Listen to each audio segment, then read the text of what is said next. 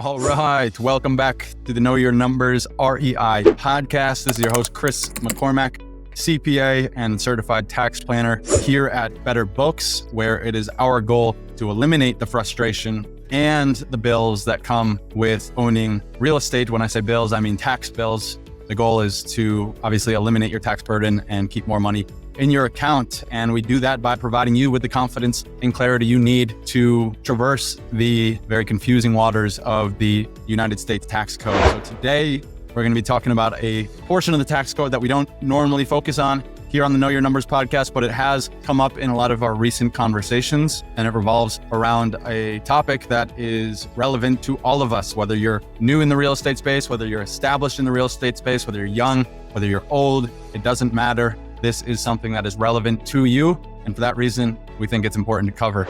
So I will preface this conversation, as I always do, saying if you get any sort of value out of this, if you think someone you know would get value out of this, go ahead and leave us a 5-star rating and review and share it with a friend. Those ratings and reviews help us get into more ears that are in similar position to yourself. There's a ton of people out there who need to know more about the tax code, and the only way to do that is by spreading the good word. So we appreciate that, and we don't take that blessing lightly. So with all that in mind, we can get to the topic of today, which is what happens when you die. You know, it's a topic that not a lot of people like to consider. I believe recently, or I've been told recently, that fear of death is the second leading cause of fear in the United States. Don't check me on that. I don't know if that's true, but it is something that is completely unavoidable for all of us. It is a guarantee in all of our lives that we will die at one point or another. And so with that, we should be able to consider it, talk about it, and think about what happens when we die. Now, on a totally unrelated to tax topic, many people who have their faith in Jesus Christ know where they're going when they die. But if you don't, I encourage you to consider the way, the truth, and the life in that form, because He is the only guarantee to an eternal life. And that's one thing that we pride ourselves on here at Better Books is our Christian faith. And so if that's something you guys are curious about, would love to connect with you all on that. But as far as asset protection goes, that's where we're diving into today, is what happens when you die. What happens to your properties, to your money, to your business when you die, from a tax standpoint to a passing on standpoint. We will be covering a baseline conversation in the form of estate planning here in this topic, and then we'll intend to dive deeper into some of the benefits that come with estate planning, some of the things that you should consider as far as a tax perspective when you are looking to set up an estate, and some of the important people that you should be welcoming into this. And by that, I mean that this is a team task. It is important for you to surround yourself with the right people on all accounts. We here are obviously certified public accountants. We are tax planners. We do not have law degrees. We are not able to practice law in any state. And so for that matter, you will want to have a lawyer in on this conversation, because lawyers are really those who create the estate plan. They draft all the legal documents, but you should also understand what it means for you from a tax perspective. And that's what we'll be covering here today, because there are great tax consequences to not having your estate set up properly. It's important for us to dive into some of your goals, some of your objectives, everything that's going on in your financial life, to get clear on what the best approach to estate planning is. But we want to be clear that it is not just a tax saving strategy. And that's really my first point today, is that estate planning is not just a tax saving strategy. It's the process of planning the accumulation, the conservation, and the distribution of an estate in the manner that most effectively accomplishes tax and non-tax objectives. And so that's a mouthful, but really we're talking about accumulation, conservation, and distribution of an estate. And traditionally, when you think of estate, especially in the real estate space, you think of houses. And while that is definitely included in your estate, there's a lot more that goes into it. It also includes your bank accounts, your life insurance policy, your retirement accounts, your business interests, your insurance policies. All of this is what makes up your entire estate. So it's really everything you own that has some form of monetary value, right? There's some people that invest in precious metals, or maybe you collect stamps or other rare items that have a specific monetary value. This will go into your estate, and at the end of life, you will total the amount of that estate, and based on the total amount of that, you might be taxed, or your estate would be taxed, which would then decrease the amount that goes to your beneficiaries, your loved ones after you pass on. And that's what we want to limit or completely eliminate, is that estate tax that will decrease the amount of wealth that is in your estate. So it's about the accumulation, the conservation, and the distribution of your estate that accomplishes both tax and non-tax objectives. So yes, we'll be talking about tax objectives here, but there's also non-tax objectives. One of the biggest non-tax objectives is to eliminate the headache that people are going to feel when you pass on, right? We all grieve differently, but grief and mourning is a serious part of this process. And one way to escalate that grief and that mourning is to not have a clear plan in place. Basically, not having an estate plan says, hey, loved ones, I am no longer here, but you're still going to have to deal with some of the problems I left behind because I have this property here, I have this business here, I have this retirement account here, but you don't know anything about it. And it's up to you to find out what I have in place so that you can then take that and distribute it as you need. No, that's not what we want to do. We want to have a clear plan, a clear direction as to what happens after you pass on. And part of that is bringing it all into one plan that will show us what we want to do with all of your assets, all of your wealth.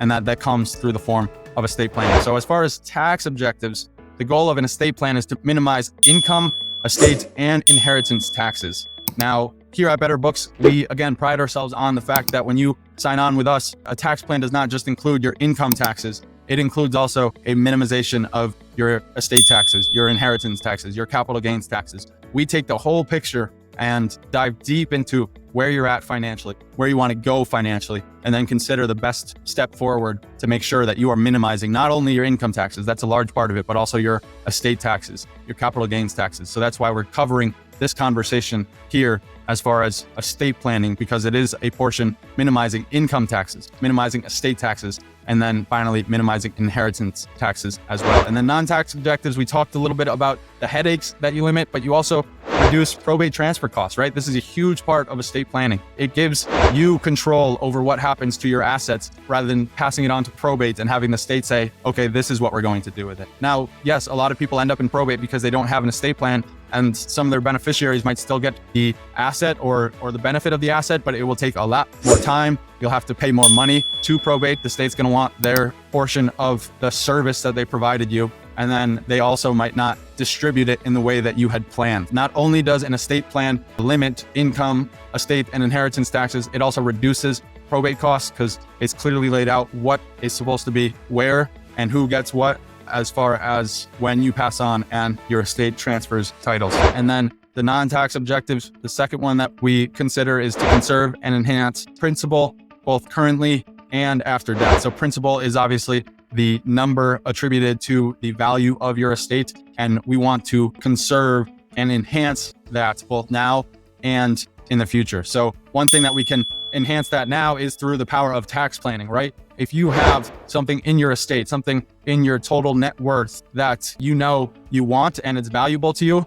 say for example, a commercial building, right? You bought it 20 years ago and now it's appreciated in value, but you're considering the fact that you want to sell it, you might not want to deal with the tenants, or you just know that you would rather have the cash in your hand. Well, part of your estate plan and part of your overall tax plan and part of the conservation of that principal, that amount of wealth that you've accumulated, is limiting the amount of tax that you pay on that sale. So while we might not say that's, estate planning, when you consider tax planning as a whole and estate planning as a whole, and the idea of enhancing the principal both currently and after death, tax planning plays a huge role in that. And limiting capital gains tax could keep a lot more money in the estate than you would if you didn't do any form of tax planning. So again, it's answering tax and non-tax objectives. It's conserving your wealth as much as possible and just making things easier on the people that will be dealing with a lot of these issues as you pass on. There's 3 questions that an estate plan will want to address. The first is, to whom does the client want to transfer property at death? So maybe you have kids, maybe you have a spouse, maybe you have grandkids, and an estate plan effectively addresses who gets what. What do you want to leave your spouse? Or maybe your spouse passed before you did. What do you want to leave your kids, and which kid gets what? This is what an estate plan does. Again, it limits the amount of headaches. It limits the amount of infighting that takes place as your family tries to grieve the loss of their loved one. And so an effective estate plan will address these issues. Who gets what after you pass on? It talks about, do you want to make lifetime gifts, right? So we work with a lot of charitable people in our industry. The Christian faith, there is a big focus on generosity and giving. And so a lot of times you see people who accumulate a large portion of wealth, and they've done it for reasons far greater than themselves. They've done it so that they can give a big portion of it away as they pass on. And so if you have a desire to make lifetime gifts, both now or in the future, then this will come into the estate plan. When is the right time to make those gifts? If you make it now, how does it affect your tax burden as opposed to making it in the future? Are there different estates? Are there different trusts that we need to set up to make sure that we are giving the most away while also living off of certain amounts now? And that's all done through the power of estate planning and talking about things like trusts, right? Like there's something that we might talk about in future episodes known as a charitable remainder trust. And this is something that we look to quite a bit for our more philanthropic, our generous, our charitably driven clients as a way to conserve wealth, to save on taxes, and to give generously both now and in the future. So do you want to make lifetime gifts? Who are you going to transfer property to at death? And the third one is eliminate possible future sources of conflict. Again, this has already been talked about a little bit, but we know that wealth and money and value has a strong place in a lot of people's hearts. And so you're going to want to make it clear who gets what, right? So your son, Johnny, isn't fighting with your daughter, Katie, about the car that you have or the property that you have. It's clearly laid out. Hey, we're going to do this with our primary residence. We're going to fund a sale. We're going to pay the real estate agent for you. And then you guys are going to split the proceeds 50-50. Maybe that's laid out in your estate plan. Or maybe you say, hey, Johnny, you get this car. Katie, you get this car. You both split the house. And then the two properties that we have outside of that, you each get one. And this is all done in your estate plan. It lays out clearly whose and how things are divided. That way they're not fighting about, hey, I want this or I want that. And now they can go about it very peacefully because it's clearly laid out. This is what mom or dad wanted for us. This is what they gave us as a result of their estate planning. Now, I mentioned how this is a team topic, how you're going to want a lot of team members involved in this. And there's some key team members that you should be involving in it. One, obviously, is the lawyer who is drafting this all up. And again, they would probably know a lot more on some of these topics, but there is a tax point of view that needs to be taken in this. And so you should be welcoming your accountant into these conversations as well. And you want to make sure that you have people that can work well together and they have a shared objective, a shared goal. And that should be to make you as happy as possible while also preserving as much of your wealth as possible. And that is done by bringing in these different representatives. So you have the lawyer, you have the accountant, you have a life insurance representative. Life insurance is a huge part of the estate plan. How much are you going to leave to those beneficiaries? And is the beneficiary going to be the trust? Is it going to be your kids? Is it going to be your spouse? Who's going to benefit from the life insurance policy that you have after you pass on? You should meet with people who are part of the charities that you might want to give with and have them be welcomed into the conversation. So you can tell them, hey, if I pass at this date, you're going to get this amount of money, so that they can also expect it and understand it, and just make sure that all people involved are on the same page so that they know what's coming. And at that point, they're able to do it pretty seamlessly. And then obviously the accountant and the lawyer are the two probably most important roles that you want to fulfill, because they're going to be the most knowledgeable about it. They're going to know the ins and outs of the tax code and the law, how it needs to be written so that you are in good standing and in compliance. And that's only by welcoming on the lawyer and the accountant. And as far as estate taxes go, again, this is all about estate planning. We know that estate planning is not just for tax objectives, it's also non-tax objectives, but tax objectives. It was 2017, the Tax Cuts and Jobs Act. We had President Donald Trump did one of the largest tax overhauls in recent history. And part of that was a temporary increase to the estate tax exclusion. So traditionally, I think in 2011, it came out that the exclusion for the estate tax was $5 million and they would index that for inflation. Well, in 2017, Donald Trump came out and said, we're going to double that. And now the exclusion is $10 million and it's also indexed for inflation. So every year the IRS comes out and say, hey, this is the new exclusion amount based on the $10 million that it was in 2017. And this is how much you can exclude from your estate. And anything below that will not be taxed. Anything above that will be taxed. And so the exclusion for 2024 is $13.6 million.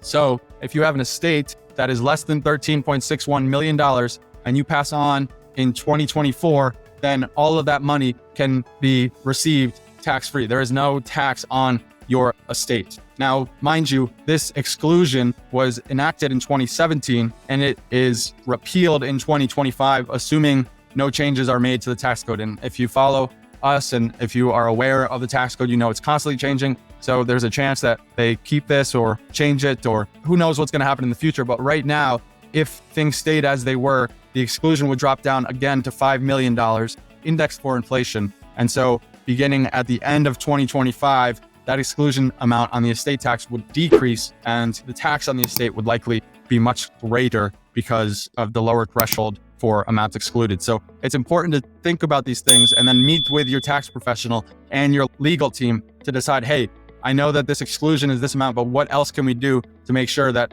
we are conserving as much as possible? Which it helps to understand what the estate tax is, right? The estate tax is a tax on the overall estate. So if you had an estate of 14.61 million in 2024, you would get an exclusion of 13.61 million, which then would leave $1 million that would be taxed at the estate tax rate of 40%. So that's $1 million that would be taxed at 40%. That's a very high amount. And so that would be $400,000 that would just be taken out of your estate, and your family, your beneficiaries would be left with only the $600,000. So obviously there's a pretty high exclusion amount, but if you go over that 40% starts to chip away at a lot of your principal. And this is why estate planning is huge, is you want to conserve and distribute that principal as efficiently as possible, both from a tax and non-tax standpoint. And a lot of it considers that estate tax and the exclusion that is involved in that. So again, estate tax is a tax on the privilege of transferring property. So the actual estate pays that tax. And then there's an inheritance tax,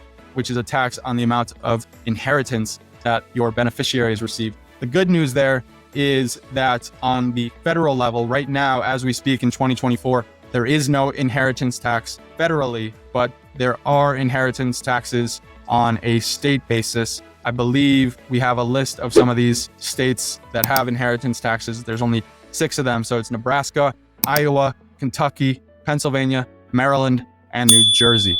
And so if you live in any of those 6 states, there is an inheritance tax, and that will be another thing to consider as you think about estate planning. So that really does it for what is estate planning, why it's important. Again, this is a topic that most people don't like to consider. We don't like to think about death, even though it's one of the only guarantees in life. And as your advisor, well, I'm not your advisor, but as somebody who speaks to you about financial topics and important financial things to consider, I strongly recommend you begin by looking to an estate plan. And if you have questions about this, if you think this is something that you need, but you don't have the right team in place, reach out to us here at Better Books. We will not only take your estate into consideration, but we will also take your total tax profile. So again, estate planning is a part of the tax planning concept because there's taxes involved in estate tax. And so reach out to us, reach out to an attorney, right? They're going to be doing a lot of this estate planning as well, because they're the ones that actually draft up the estate. And we'd be happy to help you, see if it's a good fit and see if we have what you're looking for. So as far as what you can do next, that helps you out, but we will be talking a lot more about this in the future. We'll dive into some of the things that you should consider when it comes to estate planning, what your estate should look like. And we also might have a special guest here in a couple episodes to talk a little bit more. Somebody far more qualified, somebody far more knowledgeable than myself. And I'm excited for that one too. So look forward to it. Until then, God bless you all and have a great week. Keep crushing it out there, and we'll talk to you next week.